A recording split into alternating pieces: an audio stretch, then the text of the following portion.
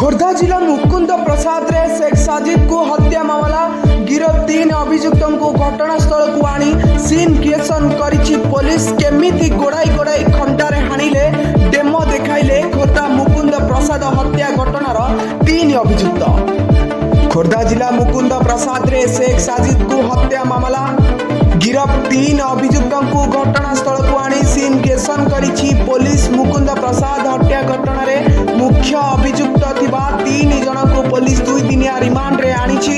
Remand रा प्रथम दिन रे 3 अभियुक्त को घटनास्थल को आनी सीन क्रिएशन करिछि शिल्पांचल थाना पुलिस। प्रथमे सेमानंकु गोशाला पड़िया को नेइथिला शेख साजिद को केमिति हत्या करिबा को योजना करिथिले फोन करी शेख साजिद को किए डाकिथिला केउठी को डाकिथिले शेख साजिद आसीबा परे केउठी गोड़ाई गोड़ाई हत्या करिथिले पुलिस आगे डेमो देखाइछंती एही 3 अभियुक्त।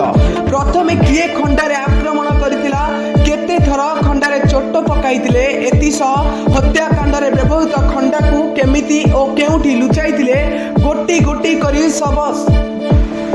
गोटी करी सबु दृश्यर डेमो देखाइछंती 3 अभियुक्त।